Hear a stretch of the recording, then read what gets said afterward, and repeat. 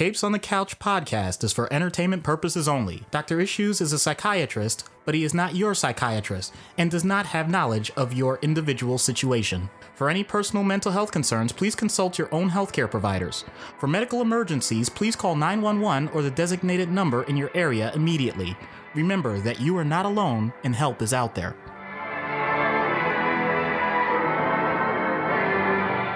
Hello and welcome to Capes on the Couch, where comics get counseling. I'm Anthony Sitko. And I'm Dr. Issues. This is issue number 51, all about the Riddler. Who? No, that's wrestling. Who?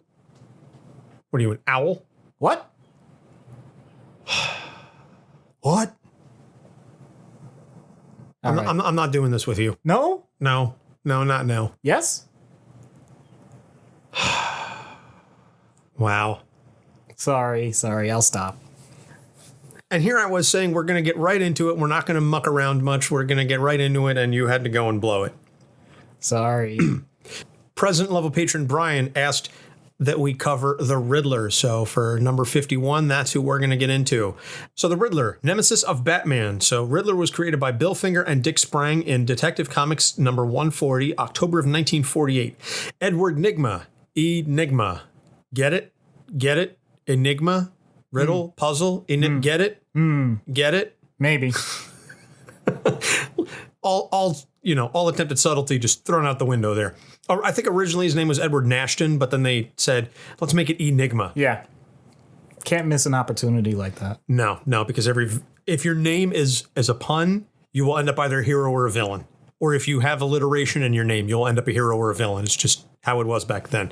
So Edward Nigma loved puzzles so much that he became obsessed with using puzzles to cheat people out of money because it was something involving school. And yeah, it was a school project. He cheated on the project, and he said, well, everybody loves me for figuring out this puzzle. I bet I can get adulation for it. And then it became, I can get fame and I can get money and I can steal things using puzzles. And you know who I could outwit? Batman. So he takes on the Dark Knight because he deems that Batman is a worthy adversary. So long story short, and again, because he's been around for so long, we're not really going to get into the details on too much. A lot of the older folks may be aware of the Riddler through the Batman TV series with Adam West, where Frank Gorshin played him. Yep. That was basically the way that he was done, though, and the way he was characterized in that series was basically the Joker with a different costume. Yeah, although he did have riddles, it was a part of it. But so many other characters also had those types of clues for traps for Batman because that's just the way things were. So he wasn't as unique in the TV show, I think. Now, my main introduction to him was Batman the Animated Series, which had a little different backstory where he was a technician that created Maze of the Minotaur, which was a video game, or computer game, I should say. And he ended up getting fired without the royalties for it. And he got so ticked off that he decided he was going to lead a life of crime. And he was going to continue to show people just how good he was at creating these different puzzles. So same premise, different elongation of the backstory. Yeah. So he's battling Batman over the decades. He inevitably leaves riddles for Batman to figure out because he feels that Batman is the only person who's potentially smart enough to figure these things out with him. And Batman always wins because Batman.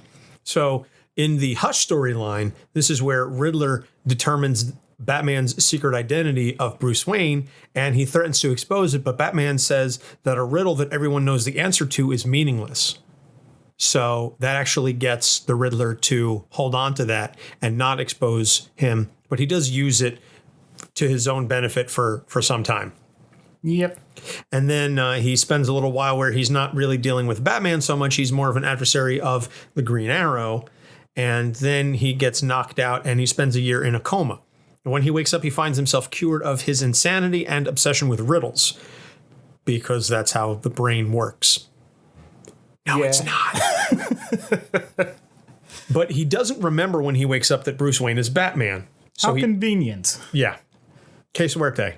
So he decides to assist several heroes using his intellect because he's still brilliant, but he decides to be, a reformed villain for a good number of years.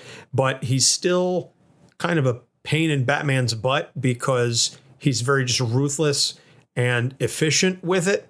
Yeah. And he's glad that he's solving puzzles, and they happen to be puzzles related to criminals and doing good, but that really isn't his MO. The puzzles themselves, the solving the mystery itself is his reward, not necessarily any good that comes about it. yeah, exactly. It's about the intellectual pursuit for him. It's not about the ultimate good that it does to people.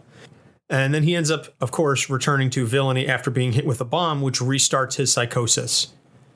Because again, that's how the brain works. No, it isn't. So in the New 52, it's basically the same adversarial stance with Batman, except now he has a new look with a mohawk. You know what? I know we don't talk about fashion that much, but you gotta appreciate the variety in the Riddler's looks, from the spandex question mark stuff to the green suit, a little more sophisticated, depending on what type of hat he was wearing, be it a bolo hat or sometimes I've seen a pork pie, whatever. But then the one thing that he always has is that cane. I always thought that was really awesome. Well, canes are cool.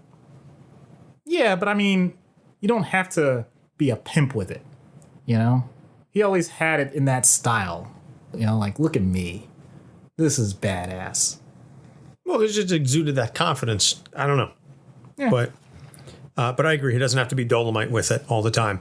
So then in DC Rebirth, he starts off that era as an inmate in Arkham Asylum, and he's actually helping Gotham PD against the Joker for a short spell because he and the Joker are at war.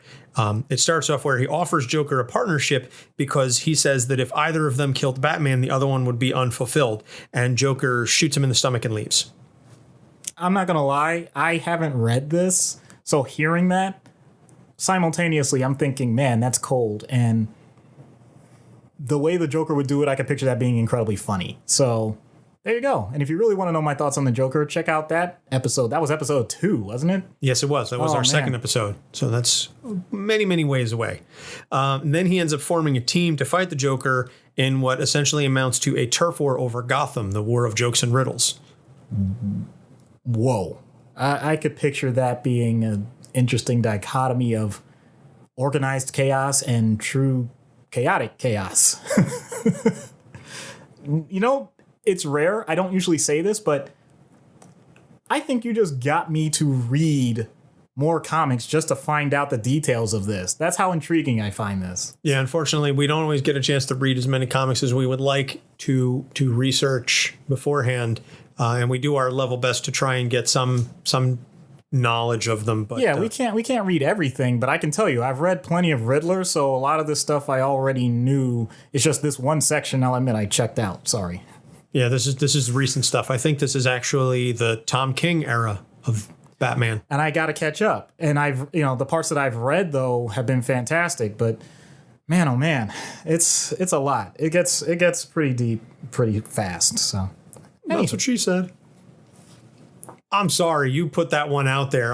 Sure. You're not even gonna acknowledge all of my references in the beginning, but then you're gonna go with a really cheap joke like that. Nice. Well, that was in the middle of it, not the beginning.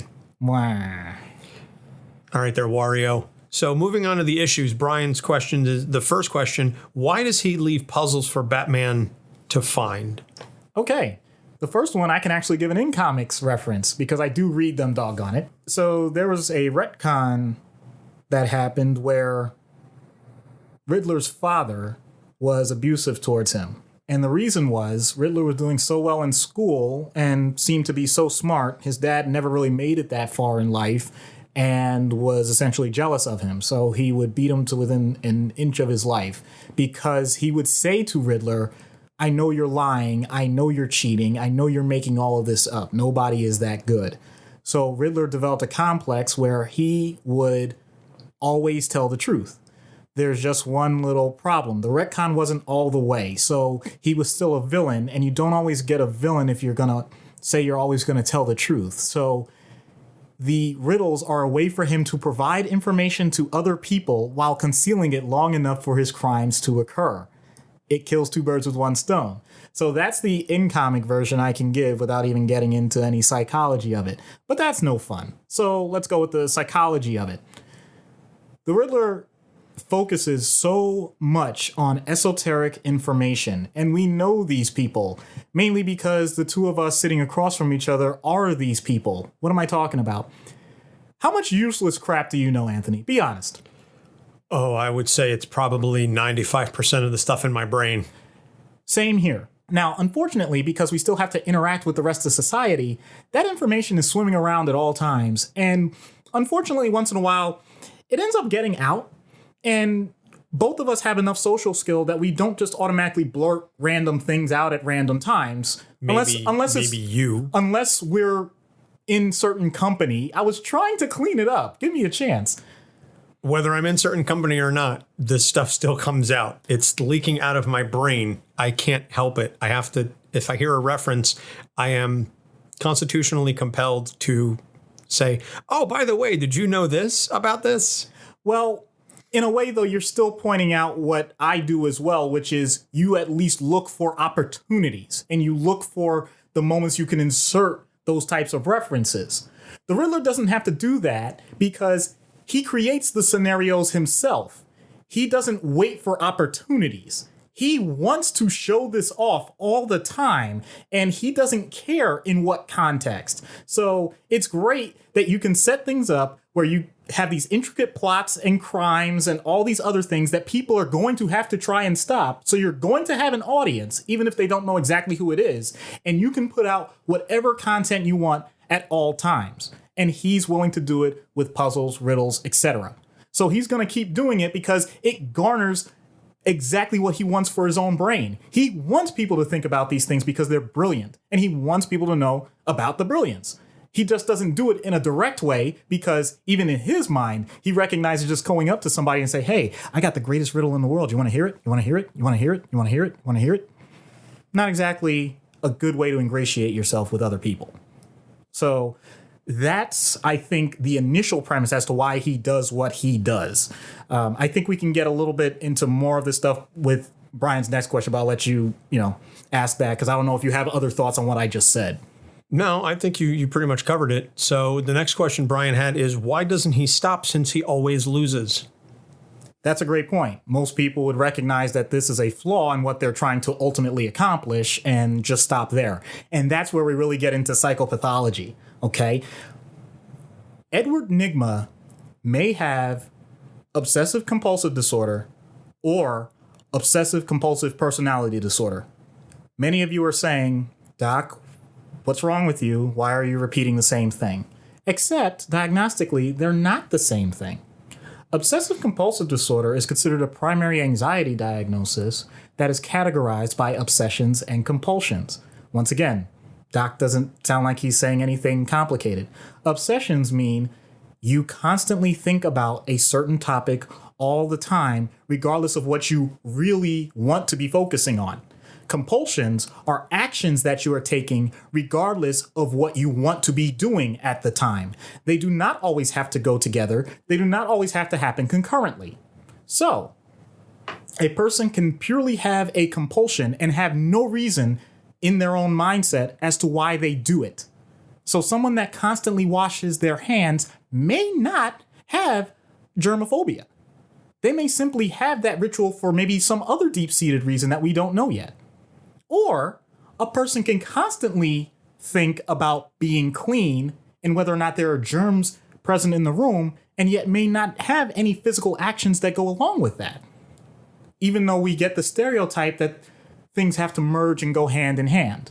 And all of this is still only talking about obsessive compulsive disorder. So if I were to put Nigma in this category, I would say that he has the obsession with riddles themselves, and he won't ever think about things outside of riddles and why he would have to continue.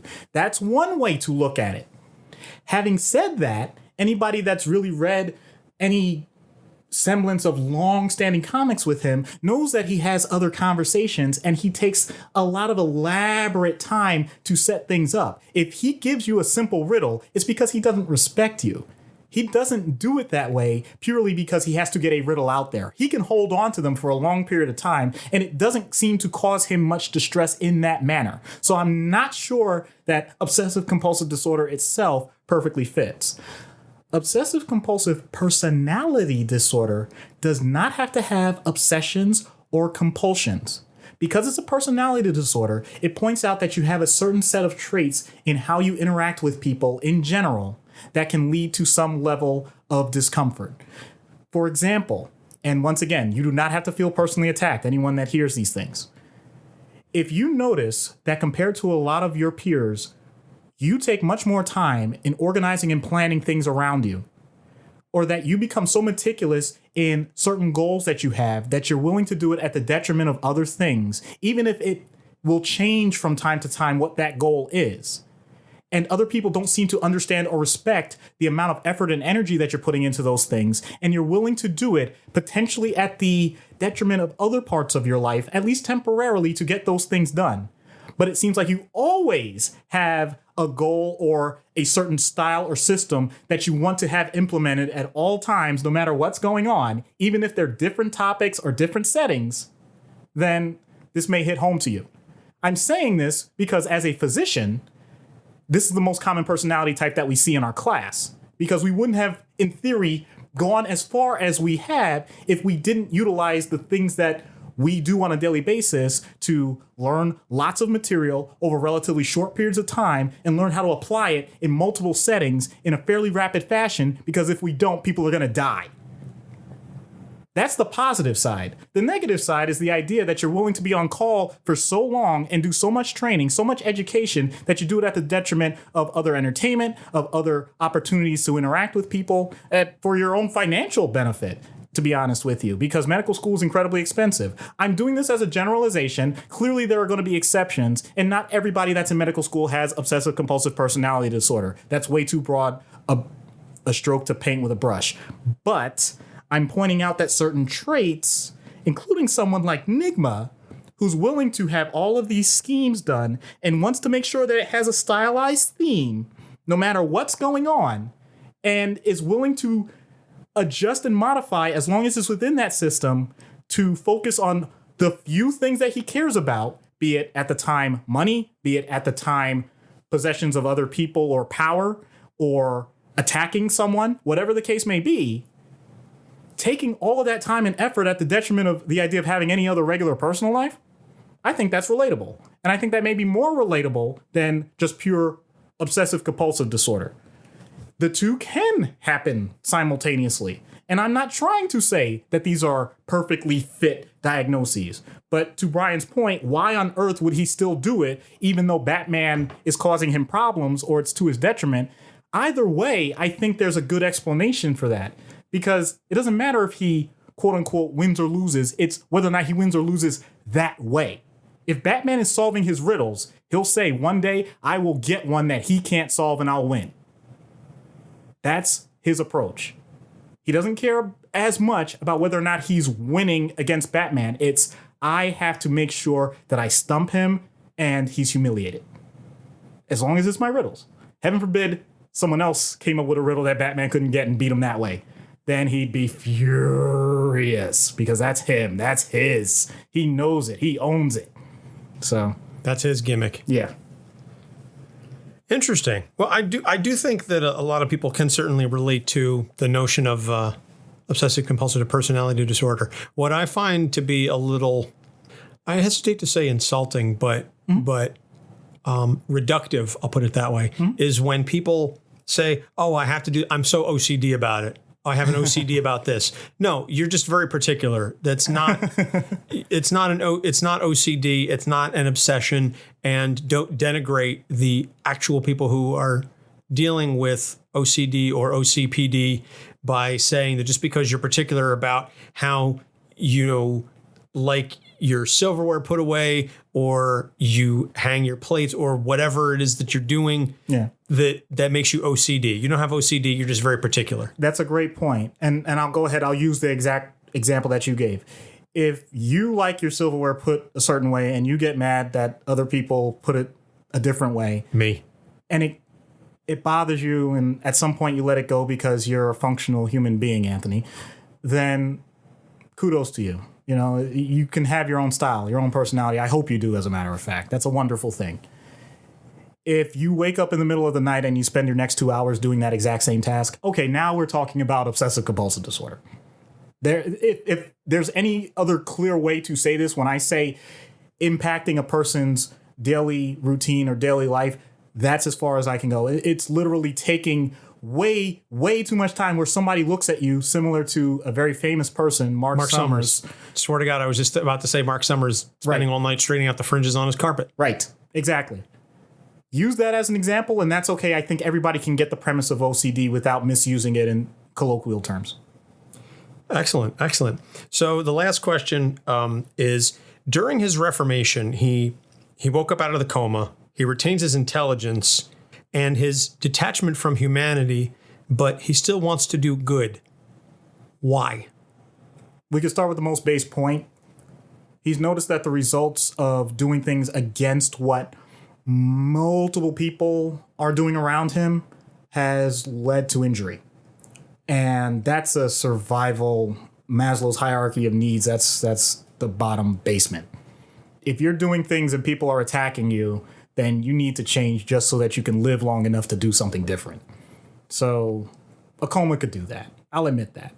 You already touched on it very well, though, that no, it's not like every other movie where you get amnesia and it's magical how certain things remain the same while other things are completely forgotten for the sake of plot. So that's not realistic. There's good news about comas in general. Sometimes people are placed in medically induced comas because the amount of trauma physically that they've experienced would be too great. If you've had burns over most of your body and you're going to need skin grafting and all of those things, you don't want to be screaming for hours on end when they're doing these replacements. Or you've had other serious physical injuries and the experience of pain is causing you to move too much and you're going to make things worse. So the idea that he was in a coma and still afterwards, despite however long it was, he was able to retain his intelligence, that's fine. There's nothing inherently wrong with that. I know we always think that automatically if somebody is in a coma that they're not going to be the same person, and that's true, but it doesn't have to result in a lower IQ. But the idea that he doesn't have the same motivations or an A motivation when it comes to his interactions with people while still, quote unquote, doing good, I would challenge that. I'm not so sure he's separated those out. We already have the primary need to survive, which is going to be ramped up after he's had such a significant injury, a significant trauma. And in addition to that, he has enough observational skill to notice that you do get some level of rewards when you follow a certain path. And some of those rewards are things that he directly wants: attention, fame, adulation. Some of them he doesn't care about. People like him. The world is a better place. I don't think that's as important to him. So there is a way that he can balance these two things out. And it actually comes back to, I think I mentioned Skinner in a previous episode. I don't remember which one. But the idea simply of positive reinforcement, negative reinforcement, and punishment. By the way, negative reinforcement and punishment are not the same thing. I'm going to explain what that means. Positive reinforcement is something that everybody understands. You do something that somebody wants, you get a reward. Fantastic. Negative reinforcement is you're having a negative experience, a negative stimulus, and in the process of your reaction, that negative stimulus is taken away. So now you're no longer suffering from that negative stimulus. Punishment is you take an action and something negative is done to you. Riddler has experienced all of this. Sometimes as the person initiating it, sometimes not. Being beaten to within an inch of your life that you're in a coma was a punishment, clearly. But then there's also the negative stimulus where you're in a coma, you're not doing the things that you used to do. once you're out of the coma, you get the opportunity now to do things again. So now you have the opportunity for negative stimulus, meaning you're back to where you were. That's a good thing. But you still don't have all the things you want. So now, in the end, you want the positive reinforcement. You want the reward. So he went through that entire continuum with his experience and ended up in this mishmash of, why are you doing good when you don't really care about the quote-unquote good results? He has his own positive reinforcement. It's just not the one that everybody expects. And the punishment and negative reinforcement that preceded it were so disparate and so weird that it sets this whole situation up. Interesting. I like that notion that it's not a bad thing that he's not deriving what we consider to be the regular positive reinforcement, but that he has his own. Now, the question then, I guess the follow-up question becomes then, is the fact that he's doing the good, even if it's for his own weird or unique, I'll put it that way. I don't want to judge. For his own unique positive reinforcement, is that sufficient enough to warrant keeping it going, even though he's got the detachment, even though it's still doing the positive?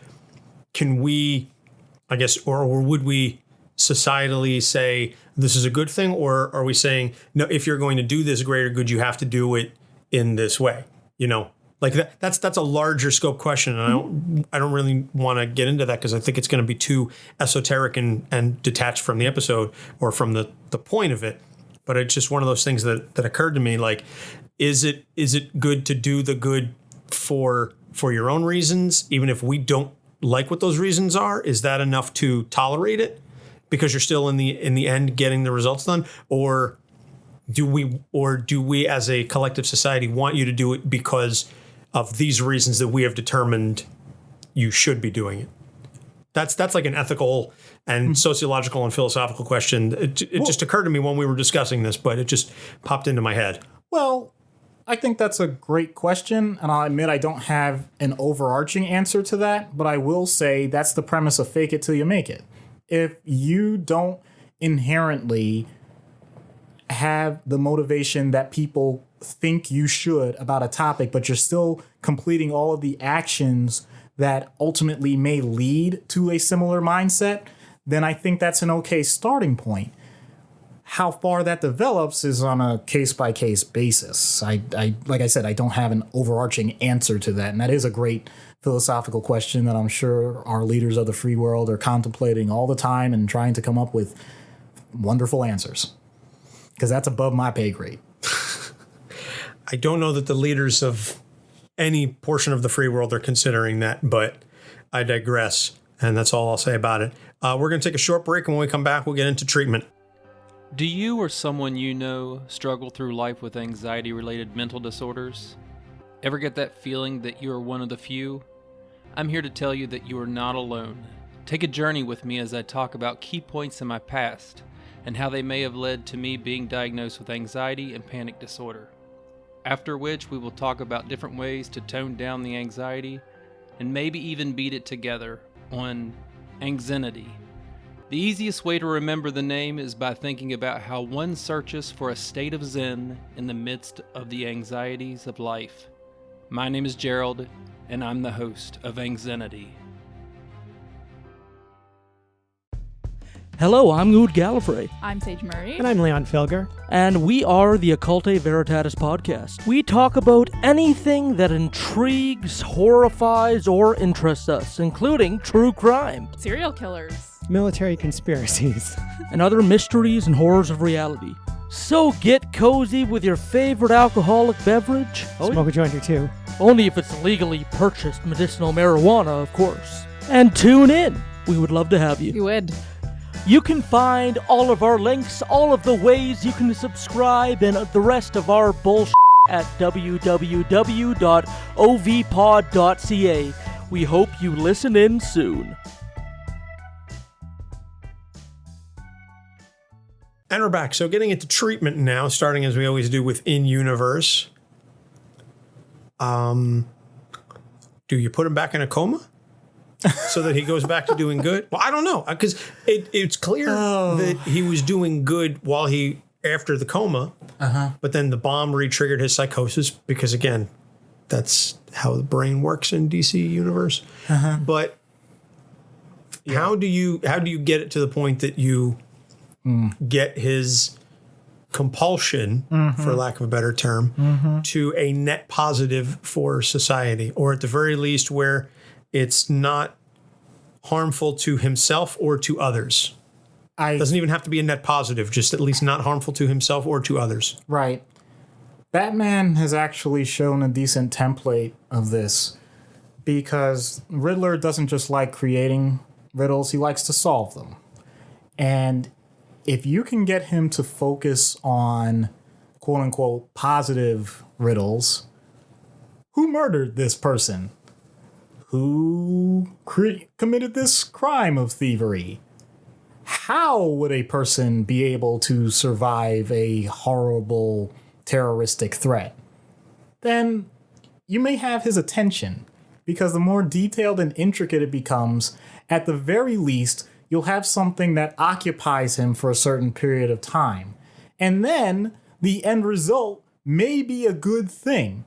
My concern with this approach would be that he would become so myopic about solving that particular puzzle or particular riddle that he would be willing to do things to the detriment of others. So if on the surface the question is who committed this murder, he may very well say, how do I get this person that I'm suspecting already out into the open? Oh, I know. I'll just kill their family.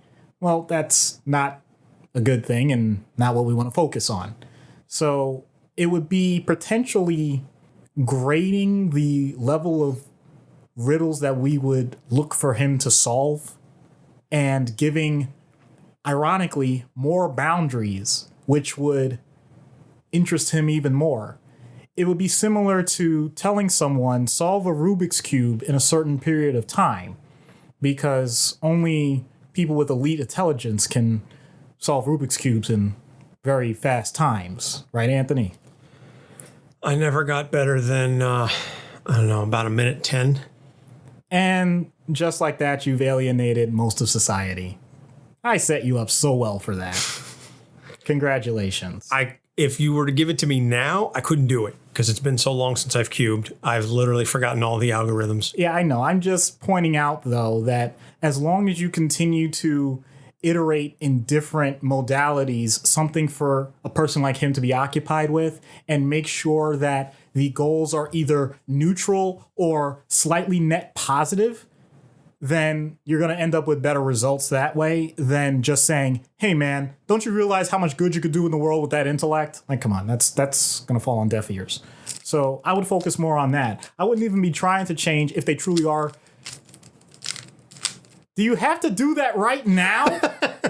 I wanted to get it on. I wanted to get the sound of it on. Yeah, I know.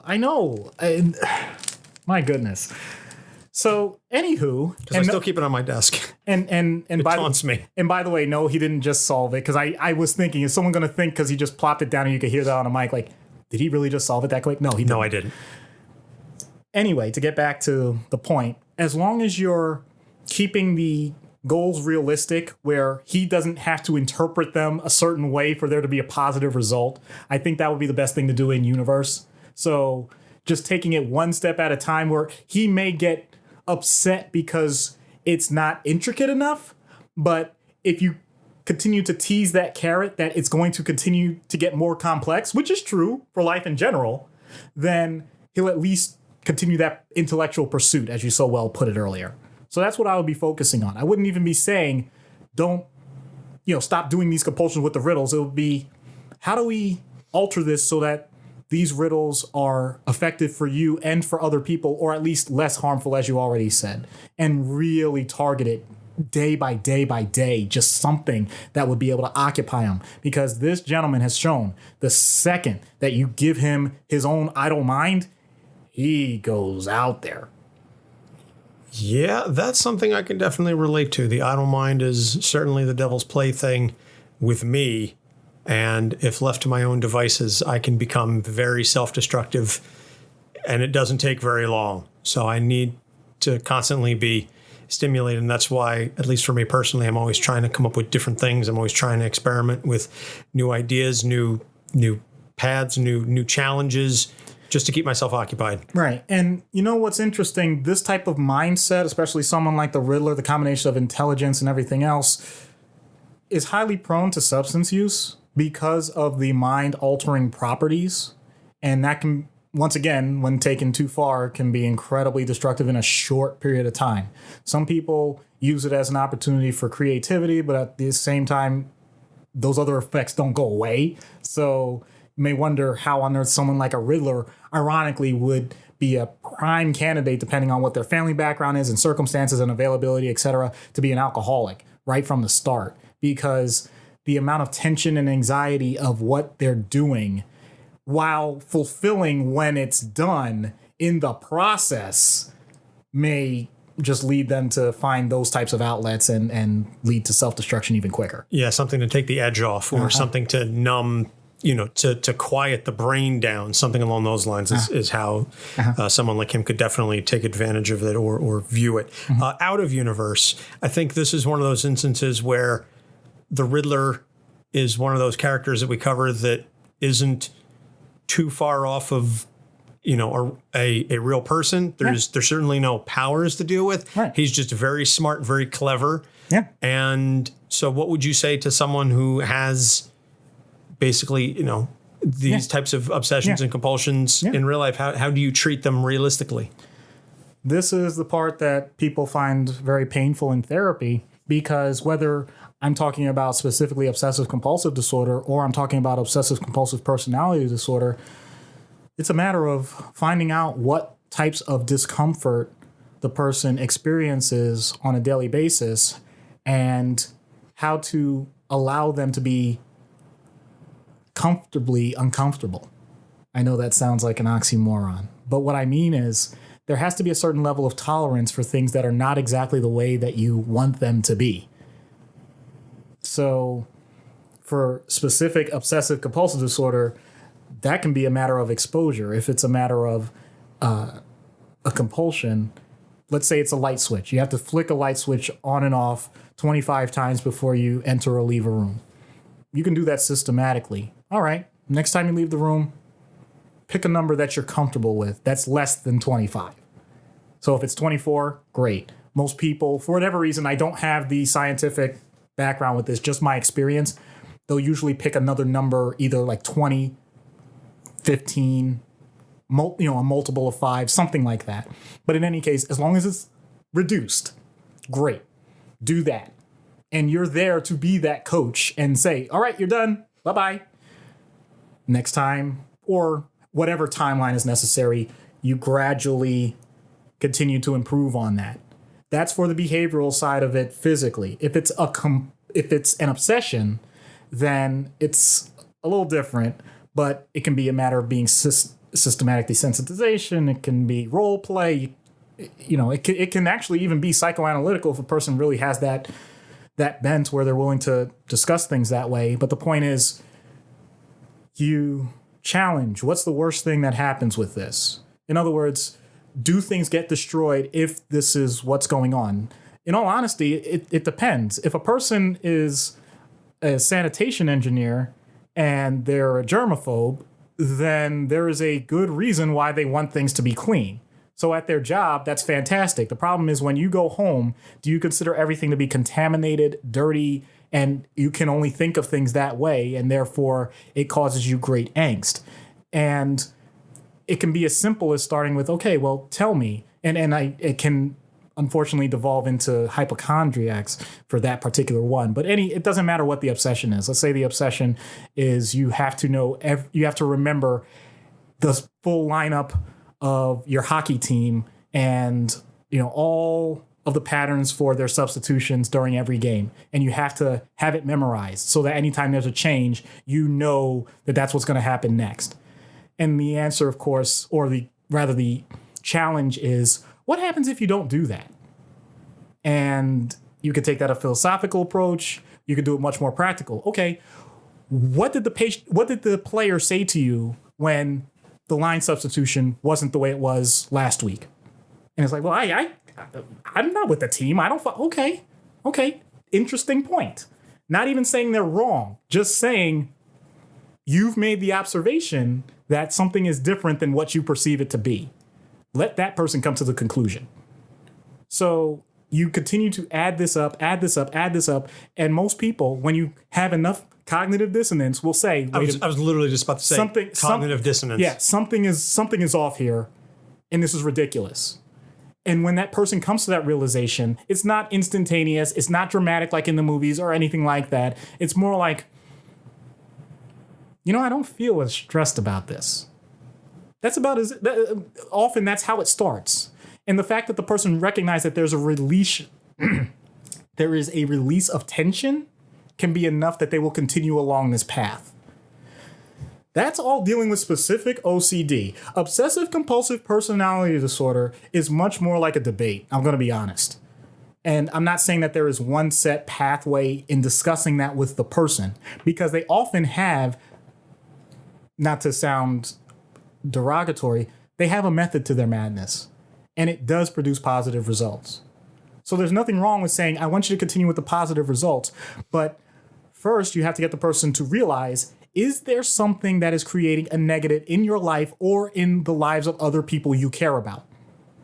If that is true, then is there something that can be adjusted so that there is a slight improvement compared to what is going on now? And phrasing it that way is important, because a person with obsessive compulsive personality traits often is looking to improve their iteration, because they know in the long run it's going to produce better results. There was a reason they came up with their system to begin with, and they don't like direct challenges, but they do like improvements. So as long as you keep that the focus, instead of saying, by the way, you really screwed up this part, right? That shuts things down immediately. So don't tell them they're wrong. Tell them there's a potentially better way. Exactly. And then they'll channel their energy into using or finding that better way. Right. And sometimes, depending on a lot of other factors, you may take a backseat role to that, or you may be much more integrated in that role. An example of where the therapist may be more integrated is if it's directly related to something that both people are aware of. We all know that we can't know everything about every topic, but if you have something that's common, and I know some therapists are going to say you don't talk about yourself, I get it, but if you decorate your office, you've already given hints to your life, for the most part, really. Even if it's a matter of you put up generic paintings on the wall, you're basically saying, well, I'm willing to tolerate this look because this is what I like to sit in on a daily basis. And that person, let's say the patient is a decorator, and they say, wow, that's an interesting choice. Like, oh, is that what you do? Okay, that's good to know. How's that going with your job? Interesting. And are there any parts that you feel like aren't quite the way you want them to be? Anything you want to change? Like, what do you want to change? That's a good question. Huh. And how has that affected your family? Interesting. So they don't want you to spend as much time on this. Huh. Is there a way you could do this more efficiently? Like, what would you do with this room right now if you knew that you had to be out of here in 45 minutes? All of a sudden, I just took it from what could have been a really personal conversation, me talking about my family or whatnot because I like these decorations, to completely leaving it focused on the patient, what they do, what their goals are, and actually giving them an assignment that in theory could apply to multiple parts of their lives. It's that subtle. So, wow, he's good. Oh, brother. I wish I were, but that's ideal stuff. This is really messy most of the time, and it doesn't go that smoothly. But in an ideal circumstance, that's the way it goes.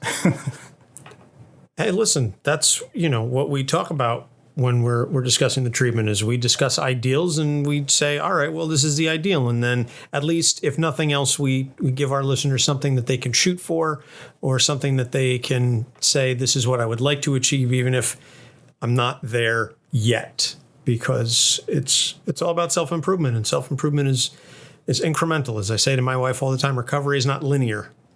And you may have a good day. And if you have a bad day, that doesn't mean you're backsliding. That doesn't mean that everything that you've done is for naught. It means you had a bad day. Yep. You could have a bad 20 minutes. A bad 20 minutes does not mean you have a bad day. Yeah, I'll admit that's been making the rounds on Facebook about that. Comparing it to money. You know, that I love that thing. That was fantastic. Yeah. Yeah. You have 500 whatever. Yeah. 1,000 seconds in a day, whatever. If someone steals $20 from you, you still have whatever. Yeah. Don't let the $20 ruin the fact that. Yep. So it's something. Yeah, it's something to keep in mind. It's not always easy, but at least if you're aware of it, you can use that to your advantage. So now, God help us, we're going to get Mr. Nigma, the Riddler, on Dr. Issues' couch. Hello, Mr. Nigma. I'm Dr. Issues. What kind of tree can you carry in your hand? A palm. And I offer mine as a handshake. Very well, Dr. Issues. That was an easy one. I'm not going to make this entire session nothing but riddles. As a matter of fact, I wanted to ask you, does anyone approach you with riddles of their own? All the time. But of course, no one can fool me. So, since you spend so much time on answering and asking riddles, how do I know that this isn't just all rote memorization? That doesn't really require any skill. How dare you impugn my intellect? I spent hours upon my craft, creating the greatest challenges to the most superior minds. And you come in here and say it's all a spiel? You should have your license revoked. It wasn't an insult. There are plenty of different types of intelligence. I mean, you clearly have a fantastic memory, you're highly creative, but there's also emotional intelligence, and that's the one I'd like to focus on, if I may. Emotional riddles aren't in my repertoire. So I've already stumped you? Wow, that was surprisingly quick. You haven't stumped me! Emotional riddles simply aren't worth my time and effort. They're not theatrical enough for my taste, and they're not good enough for the Batman. So you have difficulty finding comfort in the mundane. I mean, it's okay to have average results and responses once in a while. There is nothing average about me. Your repeated insults are wearing thin. For your sake, I actually do have an emotional riddle, but I'd rather keep you in suspense. I have a feeling you're riffing on the idea that I'm an idiot. You catch on pretty quick, Doctor. Then please let it be known that I really wasn't insulting you. I'm pointing out that your interactions don't all have to be riddles, and I can help you through that discomfort if you just speak to me in a way that doesn't remind me of Jeopardy. Again, your comparisons to lesser minds grate on my patience. You speak of not wanting to insult me, yet your every word drips with derision and simple-mindedness. So you want to talk on the most sophisticated level while you typically dress like an extravagant game show host and proceed to put yourself in situations involving people that are willing to pound you into oblivion whenever they catch you. The one thing that we can agree on is that I don't understand your game. Of course not, because it's not meant for you. Does a child understand how to play chess? Actually, I know several children that know how to play chess. I mean, they may not be grandmasters, but that's not the point. But it is the point. You think Bobby Fischer or Gary Kasparov spent their time playing in the park against the old man at the chess table? No, they sought out only the greatest competition to sharpen their minds. Anything less is wasted time and effort. You don't sharpen a fine blade using a dull tool. But the point of a tool is to use it, and I can actually tell you that whether it's Fischer or Kasparov or any of the other grandmasters, they still comment or participate in matches with people that you'd consider to be inferior. I mean, they know that at some point people are going to come up with new ideas regardless of their level. They have to be aware of it. A saw that's the sharpest in the world and is only used cut once isn't really valuable. But it has inherent value as the sharpest in the world. That in and of itself makes it valuable. All right, so with you being the second most valuable thing... You impudent fool! I am Batman's greatest adversary. The clown has his tricks to be sure, but quantity will never equal quality. And I've bested him numerous times. How does that not make me his greatest foe? Well, I think there's at least one other person who could challenge you on that, and I know that they're capable of putting up a fight more so than you, which is also why I've had no problem verbally sparring with you. You'll just come up with some other riddle to insult me instead of finding a way to kill me while laughing about it like so many others. Who then? Who else would challenge my spot as Batman's nemesis? Who are you referring to? It doesn't matter. No one else still comes close to me. Really? No one else has questioned his ability to maintain his persona as Batman. No one's actually made him temporarily an enemy of Gotham. No one's left him physically incapable of protecting the citizenry he loves the most. You know what? I don't think you actually know who I'm talking about at this point. Stumped? Stumped? I'll give you stumped. He who makes it doesn't use it. He who buys it doesn't know he uses it. He who uses it can't see it or feel it. A coffin. Oh, okay, let me guess. You're threatening, to put me in one, right? A threat implies there's a chance you'll survive. In that case, I'll wait patiently for the clues that you'll give because you've never addressed any of the issues when you had the opportunity to talk with me. I don't owe you an explanation or a riddle. You're merely an annoyance, a mosquito buzzing about my head while I'm working. Then in that case, I'm your greatest chance for a cure. Because if you were to swat me like a mosquito without giving a riddle, then my mission is accomplished. It would also imply that you'd have to acknowledge that you were wrong. That is quite the conundrum, isn't it? Are you attempting to riddle the Riddler? Well, that would imply there's a chance you'll figure it out. You smarmy son of a... Couldn't riddle your way out of the handcuffs, though, could you, huh? Security, I think we're done here. Please take Mr. Nigma back to his cell. But, leave him a book of logic puzzles, because that'll keep him occupied for, 5 minutes or so. I feel like we should end this on a riddle, but I can't be bothered to look them up. Well, I have one. It's not really a riddle, it's a joke, but... How many therapists does it take to change a light bulb? None. The light bulb has to make the change first. Something along those lines? Oh, I like that. I was going to say just one, but the light bulb really has to change. It really has to want to change. That's what I... Yeah. I was going for that. Yeah. All right. Just one, but the light bulb has to want to change first. Yep. Okay. What's green and purple and still stuck in a cell? Nice. So that's going to wrap it up for this week. Next week, we have our second creator interview with Erica Schultz, and we're going to be discussing Callum Cooper from 12 Devils Dancing. So please go out and check that out. It's a fantastic read. It's a pretty brief one. There's only, I think, 2 issues worth of stories. It's a short little graphic story. So it'll take you about 20 minutes, maybe a half hour to get through it. So we'll be talking with Erica about that and some of her work for the Big Two. And then we're going to get into She-Hulk, which is Ruby's suggestion, and Jason Todd, who Ariel wants us to talk about. So we've got some big names coming up. And I really, for one, as I said last week in the mailbag, I really can't wait to get into She-Hulk because the lawyer in me is very interested in discussing all of the legal ramifications of She-Hulk. Right. I'm wondering. I know we're capes on the couch, but for something like that, should we be capes in court? I know we've discussed that as an option. I wouldn't say Jen will be capes in court because we're still going into the analysis of a character. I think capes in court would be the idea that you and I have bandied about for an issue or for an episode on the notion of estate planning in a world in which death is not permanent. That is a legal question that I have been doing a little bit of research here and there on. I'd actually love to give a CLE lecture on it and tie it into some real world applications of actual estate planning techniques because I am an estate planning attorney on the side. And so that is an idea that I think would role reverse a little bit because then I would be the expert and you'd be the one firing questions at me. And that seems weird. Yeah. That would be awkward. I'm not going to lie, but I'm also fascinated by that idea. So, well, if our listeners really want to hear it, let us know. Are you interested in Capes in Court, a special episode where I talk about what happens to your will if there's a chance you could come back from the dead? Do you just put it into a trust? Do you just hold on to it? Do you just repossess stuff? Like what happened with the snap, in Avengers? What happened to all those people who died? Oh my gosh. And then their stuff, and now they're back. What happens to their stuff? What happens to the people, mild spoilers, Spider-Man Far From Home, the people just reappear 5 years later. Just out of nowhere.